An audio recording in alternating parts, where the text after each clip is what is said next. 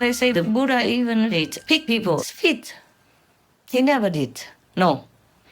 He even say whoever eats animal people meat is not his disciple. You all know that. But nowadays, people just don't care about that. In the beginning, Buddha allowed it because some people just came in and didn't know anything. So the Buddha say, if you have to eat animal people meat, then you eat this kind of less karma meat, no karma meat, like already dead on the street or died the natural death. Or somebody killed them, but not for you personally. And you don't hear the cry of the animal people when they're killed. But this was just in the beginning, because at that time, the Buddha just lived under the tree, in the tree, like some trees have a hollow, a big tree like a Bodhi tree. The body of that tree could be like a house or bigger even. And there was a hollow in that tree near the root when they separated. During the process of growing, then the Buddha would sit in one of those hollows, like many of the monks before. And now some still do that, or sit in a cave or something. So people came to see the Buddha. They did not understand that they had to be vegan or anything, so they had to go out to the market to buy food, eat, and come back again to see the Buddha later. Buddha didn't have house, didn't have kitchen, nothing. He went out begging. So these newcomers, even monk newcomers, they would come and go and eat. If the Buddha knew they ate animal people meat, they had to, because they didn't know what vegetarian is, they didn't know what vegan is, they didn't know where to buy. They had to eat animal people meat. Then the Buddha had to be lenient and advise them, if you have to, then eat this kind, that kind of meat. Otherwise the karma is too heavy for you.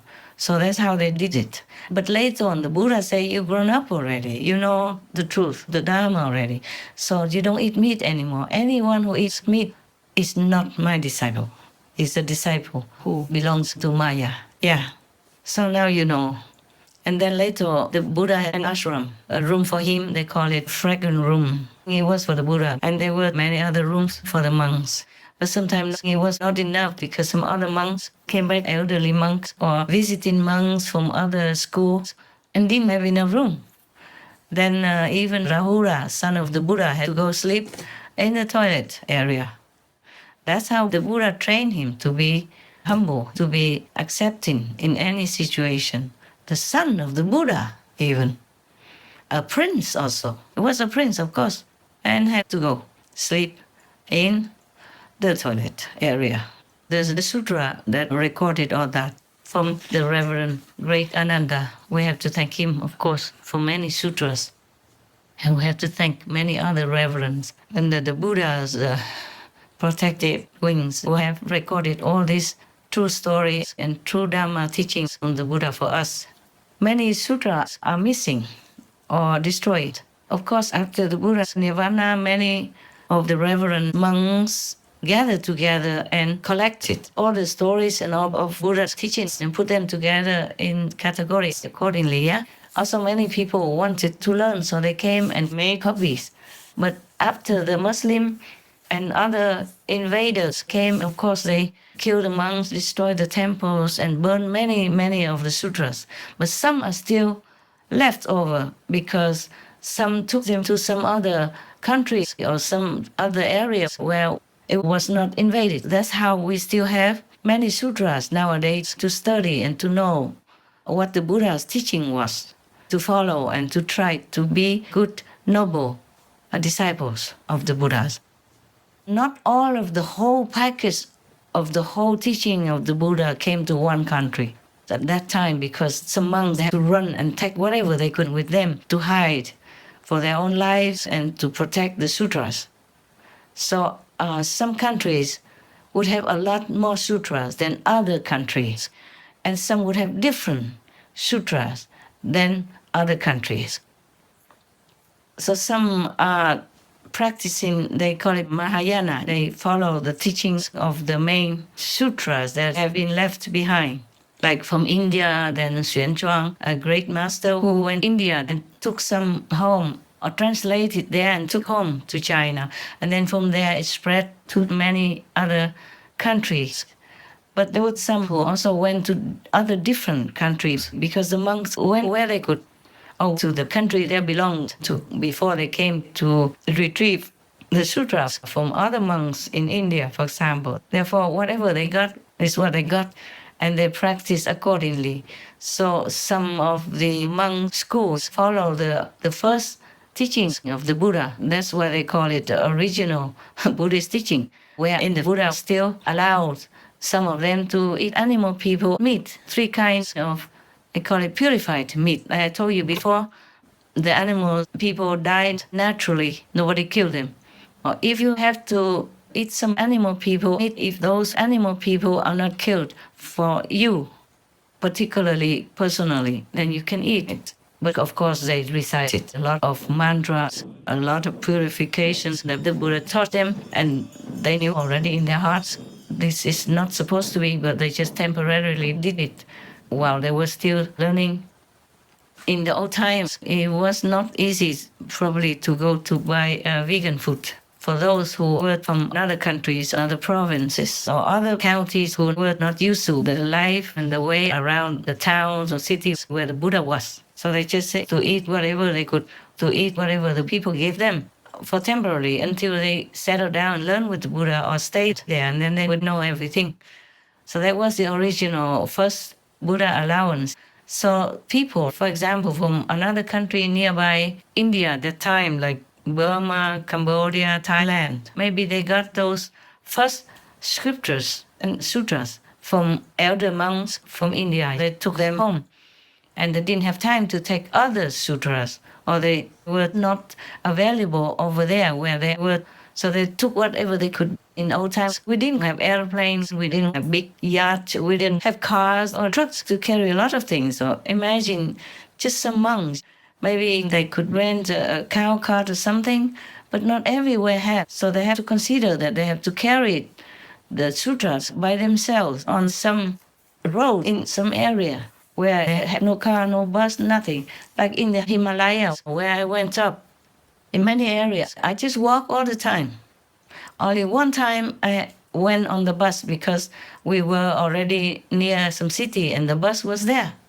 Somebody rented the bus and they let me go with them. That's it. That's the only time in the Himalayas. Of course, later when I went down into a town to go home, there were horse cars and all that. But in the Himalayas where I was walking, nothing. Just walking every day, and my shoes were wet, my feet were swollen. I had only 2 pairs of Punjabi kind of clothes, trousers, of course, and a long tunic that covers your body up to the knees or below the knees.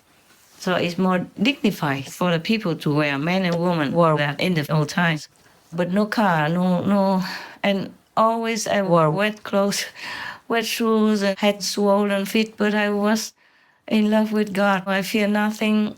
I didn't care about anything.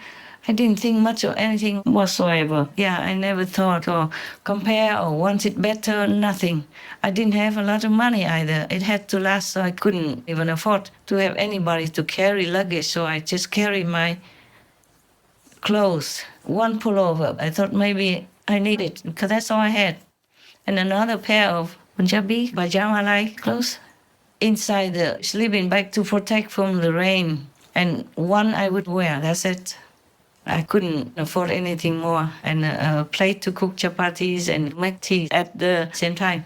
And one little aluminum cup and a spoon I also had to sell. Everything's too heavy when you're going up to the higher area of the Himalayas. And I never had to wear the pullover because I kept walking and I was just always warm, even when I was wet.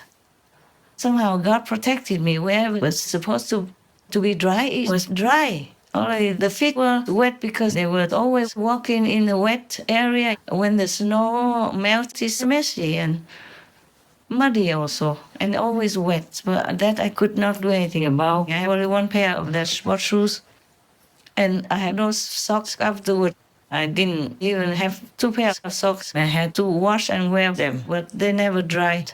Because I never have enough money to rent a place next to the fire, which people provided in the pilgrim area. You have to go quickly to such a house of refuge, because otherwise you'll be left in the dark, on the street, in the jungle, or on the mountain. In the Himalayas, you have nobody you can ask, no neighbors, nothing. just some simple mud houses they build here and there, far away from each other, for the pilgrims in case they need them. And all the pilgrims have money somehow, they pay, and I just stood behind them and put my socks in the air behind the group of people who stood, not right in front of the fire. But I never felt bad or cold or anything, and if they were dry, I would wear them. If they were wet, I would wear them, because the next morning you have to leave anyway. You can't stay in that house alone.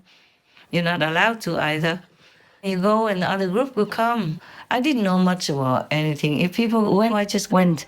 Sometimes I had to walk alone because they walked a different way and they walked so fast.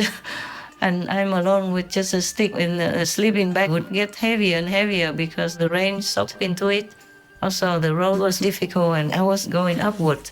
But I was happy. I did not think too much about anything.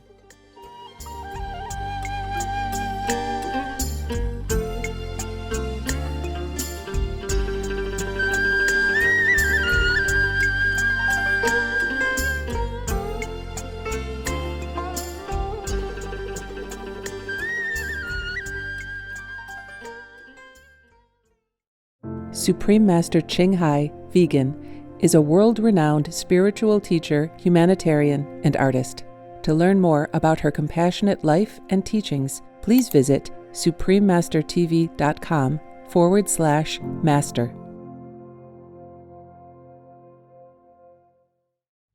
Vegan, 'cause we are noble. We eat noble food. The most powerful daily prayer for any time and before meditation, which is the order from God, and Supreme Master Ching Hai shares with us by His blessed grace. We humbly worship, praise, thank, obey, and love God Almighty, the Most High, the greatest, for world vegan, world peace, and our soul liberation. We thank, love, praise the only Son of God, who is the ultimate Master for our salvation. We follow the teaching of all the saints and sages. We thank, love, and praise them, who are the representatives of God for our spiritual elevation.